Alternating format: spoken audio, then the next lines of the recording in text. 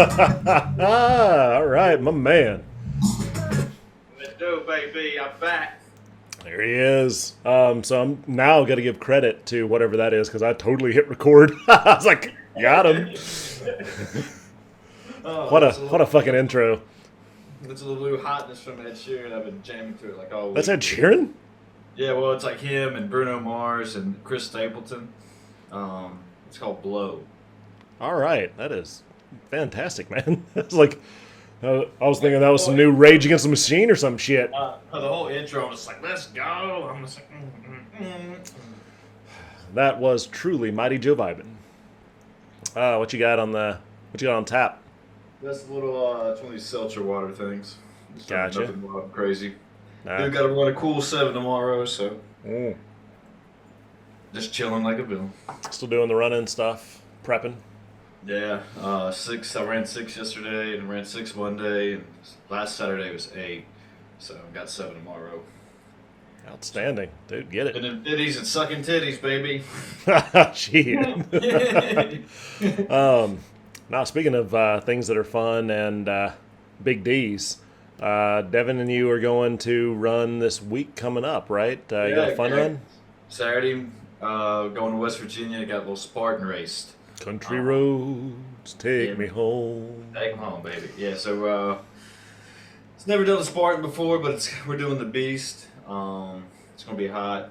Well, I don't know if it's gonna be hot, but it's gonna be about 10 miles. But you run about a mile, you do a couple obstacles. You run another mile, you do some obstacles until you finish. But it's not competitive. Or I'm not doing it competitively or anything. It's just for a good time. Yeah. Yeah. Was Devin hit me up. He's like, "You want to come?" I was like, "I do. I'll be out for a bit, but said definitely something that I want to do in the future after I start getting back into shape." And one of the things chatted with you about is getting into the discipline of doing, and part of I'll reintroduce this. I mean, still got it on record, but Chris Shelor, longtime friend. Also like and subscribe to Sheeler Select, his podcast, almost 150 strong interviews. You're on like what, 146, 147? I think we just dropped 147 tomorrow. Yeah, we're dropping 147 tomorrow, I'm pretty sure. So, between that and actually sticking with a workout regiment, you've been running, you've been working out ever since I've known. You've always been, this svelte, sexy, muscular man. And, what would you say is one of the biggest contributing parts of doing it? Like what got you to just keep doing it? I mean, a lot of people, well, not a lot of people. If we go back towards college, I mean, I think it's just like any other bro. It's kind of a vanity thing, It's just, oh yeah, lifting just to get the girls, man. Girls for the girls, baby. Yeah. But yeah, but Guns for the Huns. but like, not only that, just knowing that, I have a goal to live to 100, be a centurion. Okay. Now, will that happen? I don't know. Will genes hit me before, whatever, take out the all this shit that I'm doing? I don't know. But, wake up, I like being able just to feel good. And, like, if anybody says, let's go do, like, the Spartan race this week, I know that I'm very capable of doing it. There's nothing holding me back from it. And I just like knowing that, and, like, being able to, let's go run a 5K. All right, cool, let's go do that, And I don't know. I mean, the competitive side of CrossFit kept me going partly too, but it's also that just the general way I feel, every day. I don't take naps. I wake up and I just feel good. I have great energy, and and plus, you get some tips, or not some tips from, the vanity thing is still there, because when I'm hanging out with y'all, or even randomly when I get some compliments at the gym or something, like, oh, you're looking pretty good today, bro. I was like, yeah. It's always the guys, and you're like, hey, thank you. And first of all, the fact that you wake up and you're feeling pretty good every morning, fuck you for being one of God's chosen. I woke up this morning dragging ass, and then I sit down.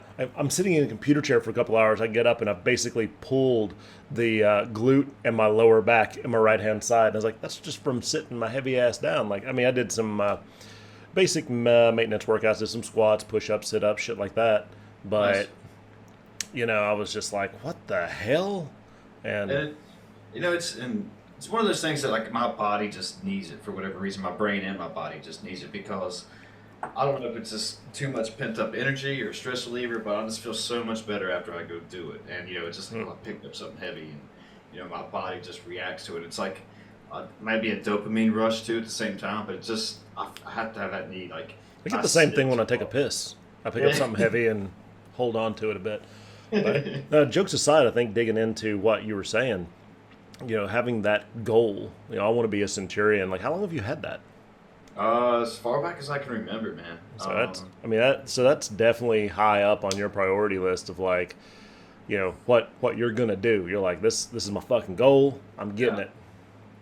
Yeah, I mean, it was like I don't know when I came across that goal, but I just remember I don't know. I think somebody either my family was talking about it one day, and I was at a young age. I was like, man, that's just so cool to say you live to 100 years. And plus, nobody in my family's ever lived that I know of to 100 years. I mean, maybe they've gotten to the 90s and stuff, Yeah, but but when I say live to 100, as long as I'm still pretty independent, and I'm able to, obviously go do shit. I don't have to go rely on other people to help me out the key. So as I'm, got a good quality of life. That's what I'm trying to say. yeah.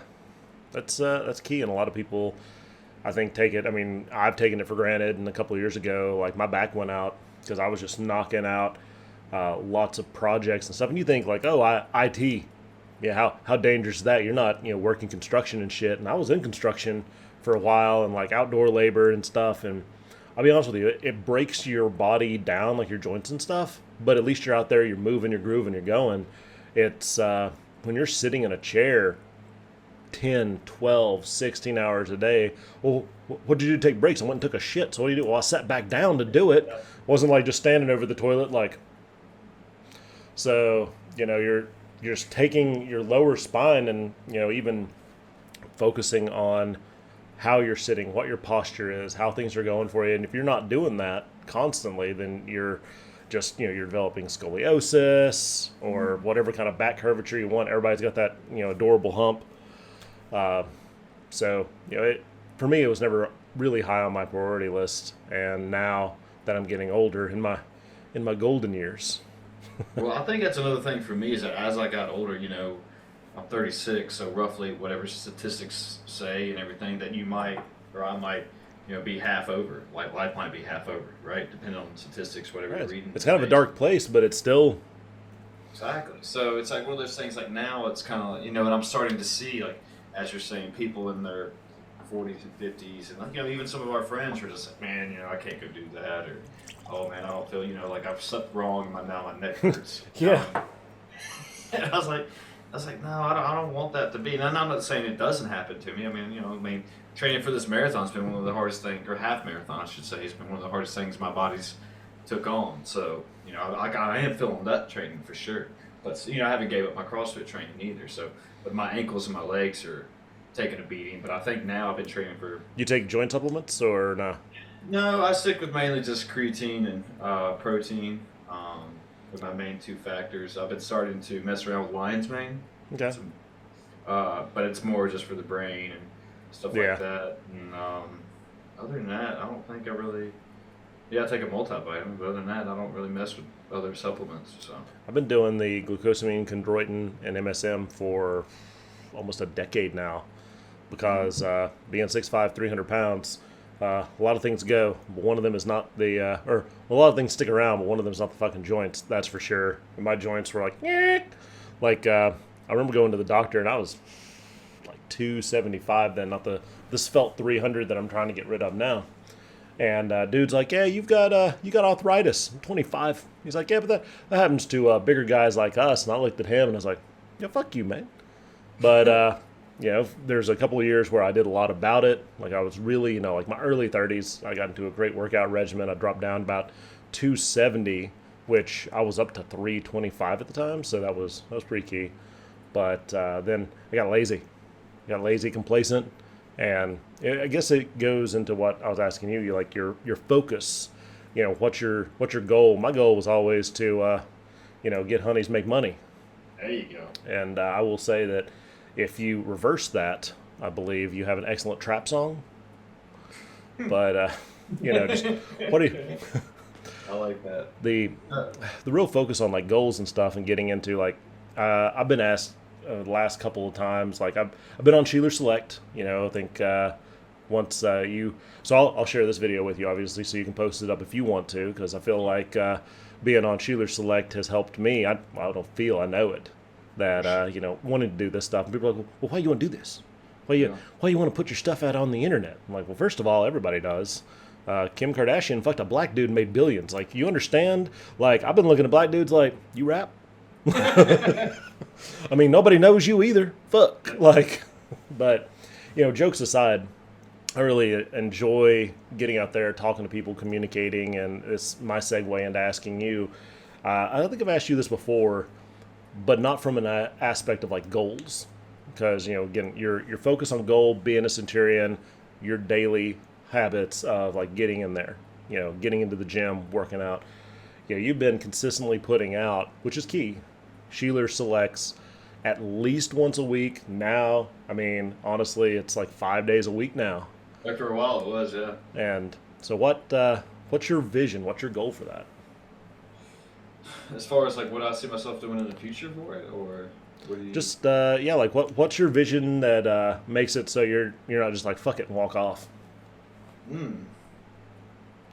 I mean, I think it's just that one of these things, especially with today's times, that you have to keep producing content, and that if you don't, that you're easily going to be forgotten. So especially with there's always new streamers, there's always new people like that coming up super quick. Everyone's just trying to get into the TikTok, streaming, YouTube, podcast game now, and so it's like, if I keep putting out content, if I just be self-disciplined and know that, keep doing dirty work that I got to do, put it out there, I'll make a habit of it, and I'll keep doing it, and which is what I've done. And not long, I've just been able to. Time management's a really big thing of it, dude. Yeah, it's like literally. So it's like I know every day I got work from 7:30 to 4 or whatever, right? But then I know, okay, from 4 to 5, sometimes 6, maybe 7, depending on if I'm coaching or not. Make sure my mic was on. I felt like I couldn't hear myself. Yeah. But I can hear you. 7:30, yeah, 7:30 or 7:30 to 4. I get down there. I was trained, sometimes coach or whatever I got to do, and I was like, okay, so I know from at least 4 to 7 is all CrossFit time, right? Yep. Then I'll just schedule things out, like, all right, from 7:30 to maybe 9:30, 10 o'clock, that's podcast time. Yeah. And like if I have people on there to do it, cool. If I don't, no big deal. Whatever. Maybe we'll edit some videos. Yeah. Yeah.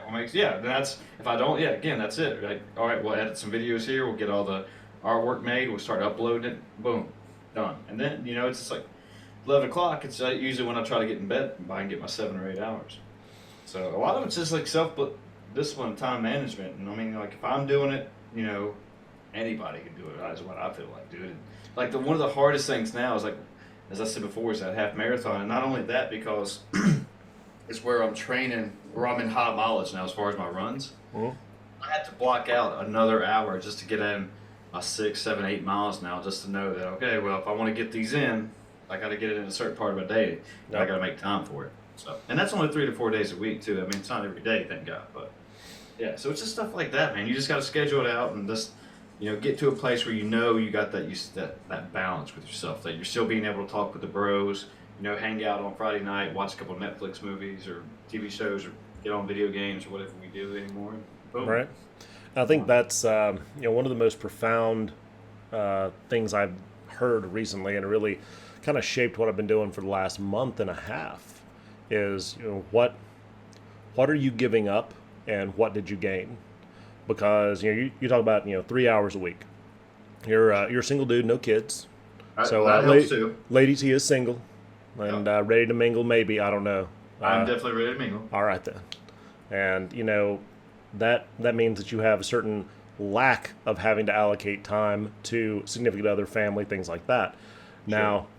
That doesn't necessarily mean that other people would have the excuse of like, well, I got to do this or that, but it doesn't mean that they have time constraints. It's like, what gives?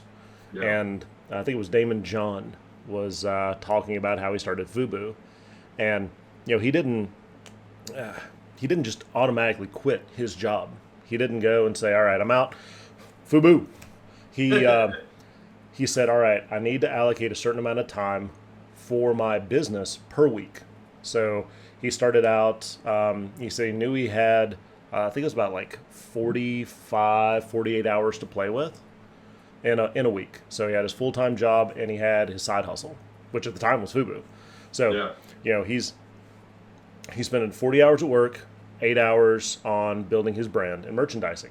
Well, that was making him enough money. He's like, all right, I'm going to scale back to part-time. So he did 32 and 16. And I'm probably getting the exact numbers wrong, but it's the narrative of, he took that 48 and he started titrating in and changing how he's doing it. Then he went from 32 to 24, but then now all of a sudden he's 24 and 24. So he's like half time into his business. Then all of a sudden he's part-time, scaled down 8 and 40. And then he gets into full-time running his own brand. And if Shark Tank and other different things he's done or any indication, he's done pretty good. But he had to take that. And so when you're talking about podcasting, one of the things I was doing a lot of traveling. I was recently getting hitched, got the big M under my belt. But there's a lot of things that you have to get done and get involved with, and that just take time. So it's where are you putting that into, and then setting up that schedule for success. I know my buddy and I are still trying to figure out, because he's got 2 kids, a missus, full-time workload plus, because every time somebody's like, oh, I'm going to give you a salary gig, it's oh, so you mean 40 hours? And they're like, at least 40 hours. Fuck you, man. I ain't getting paid more than 40, so you get my 40. And I think the sidebar, we're getting a lot of people that are really now, it's oh, if I got a salary gig, you get 40 and not more, as opposed to that old, it's well, I get at least 40, so, but your salary, so I'm giving you all this stuff. It's dude, you're paying me for 40, you get 40. But that's a different subject entirely. But I think you got a good, you get a good approach. You got your schedule lined out, and I think that's what has made you successful. I know my schedule, I'm really good at my job schedule. I've just been an ass on the personal end. It's well, what am I giving up? It's well, I'm going to be giving up a lot of just bullshit flipping through my phone, or extra activities that I don't have a lot of value in. Because if you're spending 3 hours a night, and you're going and you're making podcasts, well, you're not going out drinking, you're not hanging out with people playing throwing axes, you're not playing frisbee golf, shit like that. You're dedicating to that. And I think that's what people need to hear for if they want to do something like podcasting. And what's the iceberg theory, man? Everyone sees what's on top of the water, right? Just the general, oh, that's really cool and stuff. People like Joe Rogan, Theo Von, Bill Burr, all those guys. Ben Shapiro got big time podcasts. I don't even know all those stupid true crime documentary podcasts that every girl does for whatever reason. Right. But yeah, they're all big time stuff. But I mean, that's just you said it really well right there. That below the water, they're not seeing hey, what are they doing as far as research, editing, preparing for these podcasts, and all the back end stuff, and just the pre talks before the show starts, the stuff that's going on afterwards, all the sacrifices they're making, not going out to the bars every night drinking with the boys and stuff, and playing frisbee golf, which it's super fun, don't get me wrong, but and I still try to acclimate time for that, just because I know that like I said, the work-life balance, if you keep working too hard, and people probably argued this, you probably just go insane. You got to have some kind of vice to at least get yourself out there and get a break from it all for a little bit. Yeah. It doesn't have to be a vice, but definitely some sort of release that just makes you that was a better word. That was a better word I was trying to say. But you just need those in your life. You need those social interactions. You need people around you. You need to have that, conversations that are outside of podcasting versus streaming. I try to tell everyone that when you and I are talking on here and everything, or even anybody I have on the show, that I would want this to be a conversation that we would have at dinner. Right. And basically there would be some other probably random talking shit during dinner and stuff that not to overshare anything, but there's a Chris Shelor mode here. There's probably a Chris Shelor mode off the camera too, but for the most part, I try to be 95, 99, 98% of the person that you would see in person. 98 degrees, yeah, I'm with you. 98 degrees, baby. So, and I think just having that authenticity is really beneficial. That I'm not this a completely different person off camera, and that if, like I said, I'd be telling you the same stuff as far as my regiment, my routine, my schedule that right. Yeah, it's just not shit I make up. It's just, and also, I follow people who do really cool shit like that. Like Cameron Haynes. Yeah. I'm currently reading his book right now. And he's talking. He literally runs a marathon every day, not at once, but he does that. He's got a family. He works full time in Oregon, and he makes time to get that run in, practice his bow hunting, family time, work out, do all the other cool shit he's doing. So it's people like that you just surround yourself with. I mean, I'm not literally surrounding himself, but you look up to and you're like, shit, these people are doing it. Why, Right. And there's other components, not to jump into it, but there's the support you get from your friends and family, and that's something else, an interesting concept of when you're obviously if you're taking a shitload of drugs or if you're getting hammered and passed out every night and your friends and family don't support you, well, maybe there's a reason for that. Like, you should slow the fuck up. But if you're trying to do something that legitimately brings you joy and happiness, like I like doing the podcast because I get to talk to people such as yourself, and I haven't really gotten outside of like my friend circle for podcasting. And that's one of the things I really love about, like, you're talking to doctors, lawyers, and I think we said this on the last time we podcasted, just like the type of people that you're getting involved with, the sort of people that you want to have in a conversational friends group, people that have been successful, are being successful, and will be successful, and high tides, all that stuff. Yeah, do you know who Dave Mustaine is? He's the lead singer of Megadeth. No, but I do know Megadeth. Yeah, I knew them. But I didn't know the lead singer, whatever that was his name. But anyway, he was kind of talking on. I was listening to a podcast to him yesterday while I was running, and he was talking about how, like, there was a narrative back in, for Motley Crue, where it was really cool just to be that person or that band who was doing drugs all the time and drinking all the time and banging all the girls, and there was that whole stereotypical thing as far as music bands. Like, if you're in a huge rock band, that's what you did. Yeah. But he was kind of talking about like how he doesn't really mess with any of that anymore. That maybe back in the day there was parts of it. I can't remember. I hope I don't butcher that. But he's like, no, we just don't do it. He trains jiu-jitsu now. He does a bunch of stuff while he's on tour. And when he's on tour, he puts other bands around him that are actually not going out and drinking every night, who are there to play, give their 110% or whatever, and they're just not there just to have a good time. And he Right. says, I think that was like him. That's what separates really good bands from better bands. Like, there is probably some people, and there's outliers to everything, that people who can go out there and party their face off and drink a fifth of liquor and just crush life and whatever. But he says eventually it'll either catch up with you or something will start to give. And he didn't want his music to do that. Fair enough. And that again goes into the priority setting. Like, what's your priority? Where are you getting support? And obviously, the band members thought the same thing. Nobody said, well, fuck you, I'm doing my drugs. Yeah. I'm gonna bang these 19-year-old, 21-year-old girls. Hopefully, I mean, definitely have a lot of these band guys that do a lot of drugs and get into questionable situations. We're not getting into that, but keeping it moving forward. I think it was Gene Simmons from Kiss had this huge reputation of being a ladies' man, big tongue, rock and roll and all that. And he was in an interview, and this was like maybe 15, 20 years ago or some shit. And they were asking him about that. And it's like, you've been married for years, like many, many years while being in the band Kiss. And they're like, have you never cheated on your wife? He's like, you're gonna kill my image and my career. But no, I haven't. And so apparently it was all just publicity to be like, oh yeah, I want to rock and roll all night and part of every day.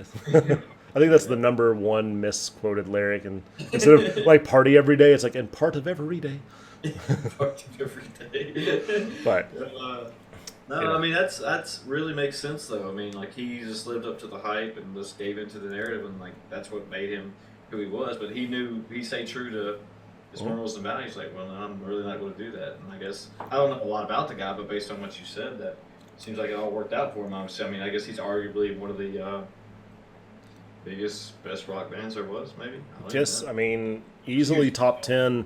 You can mention Kiss and somebody's heard of them still. Sure, that is true. And then you take a little bit of whiskey here. So, looks like whiskey, tastes like whiskey. This is whiskey. But Dean Martin was well known as being this huge alcoholic, which is interesting considering that at the end of his career and life, found out that it was all either tea or apple juice. and that it was purely just him putting on bravado of having this whole like, oh, I'm drunk. But he didn't have, if you really watch his stuff, he never had the telltale signs of being an alcoholic. He had the signs of someone who was acting like an alcoholic. Really? Yeah. And I mean, you think about it, it's like, he didn't have the alcohol sweats. He never had that on show, and he just flying. How lucky can one guy be? And always like pitch perfect. It wasn't like, how lucky can I be? And, like throwing off the volume, throwing off the notes. Like, I mean, he was a consummate professional. Now, he always had a drink in his hand, but, it was what he had in his hand looked like, and then people just made an assumption therein, and he just ran with it. It's very interesting. I never knew that before, but I wonder how many people are even doing that now. I mean, I don't even know if they are doing it now, but I mean, just in general, how many people that never went unheard or heard of that didn't do that or did do that, whatever I'm trying to say. And you don't know. Sometimes, I wonder, same thing, like, Stone Cold Steve Austin crushing 2 beer cans. Like, is he really doing that, or was it just like seltzer? Or half down his chest before you Yeah. drink it. Anyway.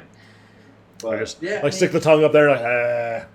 But what if somebody, is thinking, like a small kid or whatever, it's like, well, that's my role model, and they're doing it, so they think they actually are drinking this amount of alcohol or taking drugs, smoking cigarettes, whatever it is, and they start to do that because they think they have to do it to be cool or whatever, but it just leads them down a dark path, and then the dark arts, as some say, and then they learn that, oh shit, maybe I shouldn't have been doing that.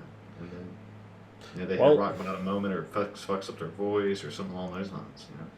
And that's, I think, the importance of making sure that you have positive people in your life. Like I think that you're extremely wealthy, and not in money, but I think that you're extremely wealthy if you have the opportunity to meet somebody that says, I want to make sure that you move forward in a way that allows you the maximum potential for growth.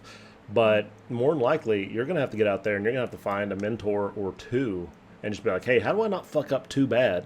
Sure. And then as you're, carving off the stone that is the bullshit, you're finally getting to the point where, you're able to say, okay, now how do I do this better? How do I achieve this? And, it's, we talk about brand building. I got a buddy of mine. He's extremely family friendly in his brand. And I know that my brand, for instance, would clash because I'm like, my authenticity doesn't mean that I throw out fuck all the time, but I'm going to throw it out from time to time.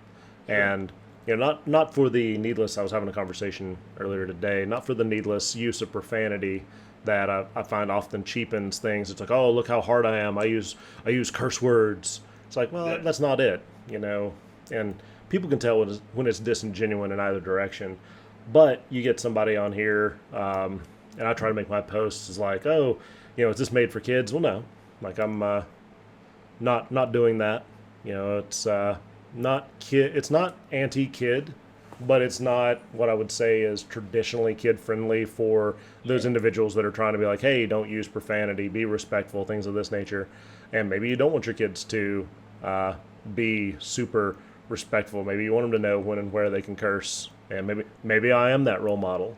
But whether or not I think I'm a role model, ultimately I am to somebody. So you gotta kind of keep that in check. And I think that when people do the whole like fake alcohol or fake alcoholic or actual alcoholic, there's somebody when you're in a position of being admired, when you've done something great, when you've done something mediocre, some people just or some people are looked up to because they showed up. The old participation, there's always ramifications to your actions. It's pretty important. Yeah. So going back on what you were just talking about with alcohol and stuff, and and I'm not a parent by any means, as we said earlier, but it's one of those things that I wonder to myself that like you were talking about, should kids be exposed to your show or your stream or my stream, your show or whatever, and there's profanity on there, and just depending on who I have on, depending on what kind of topics or subject we're going to be talking about. But what I'm getting at is that maybe at a young age, do you expose those kids like cuss words and like those tough conversations? That way you can kind of teach them about it, unless, it's like, alcohol. And it's just like saying that, oh, you can't drink until you're 21, and then here comes 21, and they give you hey, here's your first drink, right? Like wink, wink, nudge, nudge. It's like they already had their first drink or whatever. But it's like instead of like telling them, oh, you can't have this forbidden drink until you're 21, and then your life may or may not go to shit depending on how you handle it. Yeah. Just explain it to them early and just be like, all right, just a drink. It's not really a big deal, And I mean, what countries ain't there countries who have lower drinking ages and they're just kind of like whatever. Like it seems like to be. You mean like Europe? Maybe yes, Africa, Europe. most of Asia. Yeah, it seems like like most of their population doesn't. I don't even know. I'm probably butchering this really bad or not even South saying it America? correctly. But I don't even know if they have as much alcohol issues as we do over here because it's just like we don't let people get exposed to it at a young age and they know how to handle it. And No.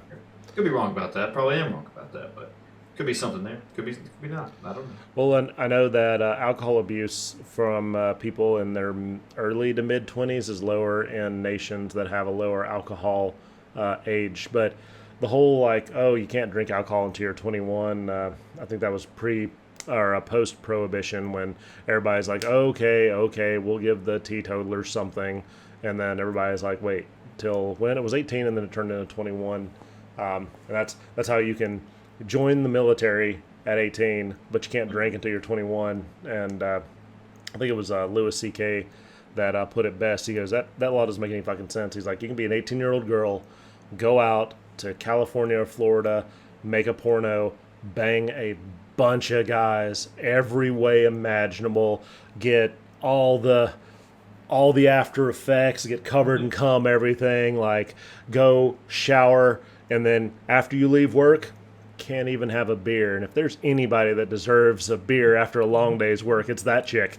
I was like, he landed that, but he made a good point off of the fact that some of the laws are just dumb, and the way that we handle it as a U.S. culture is just perpetrating some of these really negative stereotypes. Like, oh, well, like, I don't know of really anybody like our age group and below that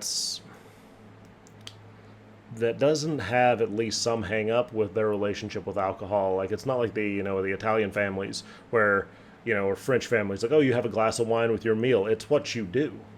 Yeah. And, you have a glass. It's part of the meal. It's to accentuate the food. It's, to help you wind down. You go to bed, whatever. But, like, here in the U.S., it's like, you got to drink. And you got to drink until you feel something. Then you got to drink till you don't feel something. And then you keep drinking because it's what you do. And then when you wake up, you feel bad. And the best way to get over that is keep drinking. And, I mean, that's not healthy, and that's not making, a good role model for anybody. And that's, ultimately, like, I like to get on here, chat with you. I like to drink. I'm not looking to get, shit can hammered on any kind of media. Not looking to be like Nick Nolte. Like, I mean, that poor bastard has a mugshot, and his glamour photos look just as bad. I'm like, ooh. Yeah. But yeah. I mean, I agree that I'm not saying there's anything wrong with drinking by any means, but because I'm right there, I'd love to have a good drink here and there, but if we're doing this show or whatever, I want to drink while I do it too, but I don't want to get to the point where, just like you said, where I can barely hold my head up and. Because, obviously that's not good content, that's not good for me, and that's not good for you, and whatever all. But, as far as the social interaction that comes from drinking, does it lower your inhibitions? I have different thoughts when I drink, and I feel like I can sometimes say more that I'm thinking, and sometimes work it out in my head better. I don't know if it's just because I'm relaxed or whatever, but then sometimes I wonder, would I have had that thought or come to my head or said that out loud if I wouldn't have been drinking or not, Yeah. I think it was the ancient Greeks or Romans that said that any time you have an idea, it needs to be discussed twice, once while sober and once while drunk. And if you agree on at both times, it's a good idea. I was like, that's an interesting concept. I like that.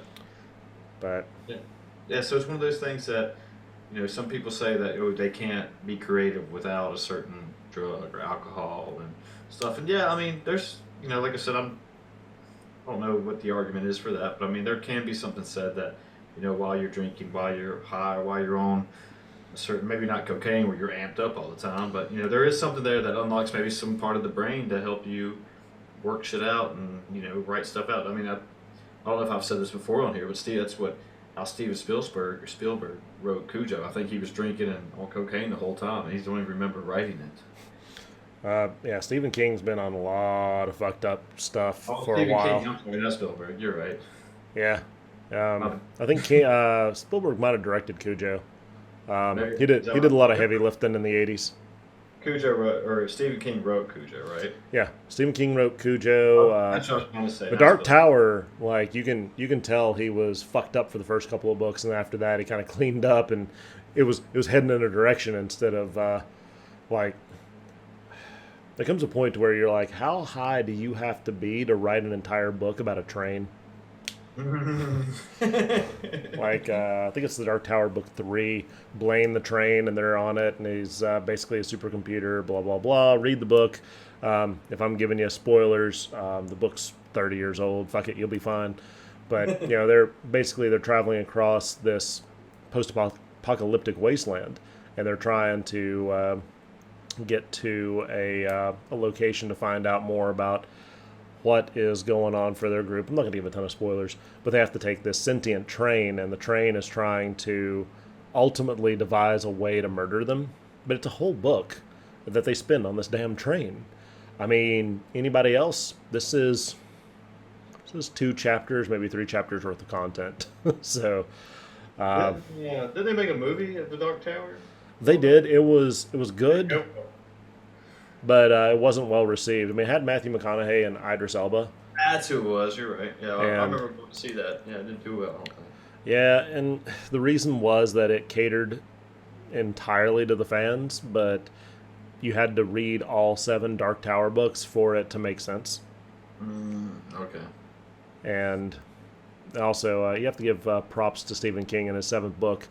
I think it's like 20, 30 pages before it actually ends. He gives a happy ending. And he's like, hey, everything's great. And he goes, for all those people that are either flipping to the end of the book or just people that don't understand it's the journey that takes you through. He's like, yeah. He's like, if you really appreciated the series, stop reading here. He's like, but if not, and you feel like you have to have closure, keep going. And I mean, I was like, I paid for the whole book, not part of it, so here we go. And I finished it up, and I honestly understand why it's considered his was it magnum opus? Yeah, like his great work. And Okay. it spanned, I think, 82 to 2015. It took him that long to write those books. But, I mean, it's also, like Stephen King's Metaverse is in that book series because there's there's a lot of references to multiple books that he's written there. But it's cool stuff, and then taking that time, I think a lot of people listen to your podcast, going back to that, like, how do you spend your time? How do you spend your time effectively? What are you giving up? What are you maintaining? Audiobooks. Love audiobooks because you're able to do something, and I think that's why podcasting is becoming and is one of the most downloaded and popular mediums. Sure. Yeah. Yeah, I mean, you can do multiple things by either gain information or learn something about X, Y, and Z, or just get through your book. I mean, that's why I love audiobooks too. I mean, I can listen to it while I'm running or taking the dogs for a walk. I'm knocking out 2 things at once, and I love that. Only dude I know that can hold 3 wieners at once. No, brother. Yeah. Did that this morning. Fucking one of them barked at some old lady in the park. I was like, man, felt so bad for her, but she was really sweet. She's like, oh, you got your guard dogs with you, and I was like, oh yeah. And then she went down and pet one of them, and he barked, and he didn't snap or growl. He just went, No. and Hey, she's like, oh, she got scared. I was like, sorry, it takes her a minute. 5 pounds of aggression right there. Yeah, she didn't I was like, sorry, I didn't mean that, and he was just, I don't know, he's just a little shy at first, but that's all Yeah. it was. Felt bad for her. She was like the sweetest old lady, so. That is what it is. You got to do what you do. Yeah, it's like, sorry, man. But yeah, I mean, just you got to make time, man. If you really want to do stuff, you'll make time to do it. I mean, and that's part of it. Is that there's always a million reasons to say no to something. There's always, oh, I can pick that up Monday. Just like no, just start, just show up and get it done, man. I mean, be the hero in your own movies. Joe Rogan says. Dude, I like to be the hero in your own movies. Yeah. Outstanding. All right, well, so my content's a little different from yours. I'm going to keep it to that I want to say sub 45 minutes. Okay. That's where I'm at. And I may very well just go ahead and hit stop recording and then re-record for the After Effects and talk more about the actual business of podcasting after this. But Chris, you've been amazing. As always, 110% coming from you each day, every day. If you haven't heard of Mr. Chris Shelor and Shelor Select, check him out now where you get your podcasts. Used to be Mondays. Now it's Monday through Friday. Heck yeah, it is. Come find it, baby. YouTube, Apple, Spotify. I'm there, baby. And I'll put some links below so everybody can find it. And Chris, thank you so much. You will be on the show more often. You're a personal inspiration, and I'll keep you on if you keep me on, and we'll see how this goes. But thanks again, buddy. Have a good one. Hold on, let's see here. Let's go ahead and get that studio crowd cheer. Nope, that's the laughter. Let's do it like this.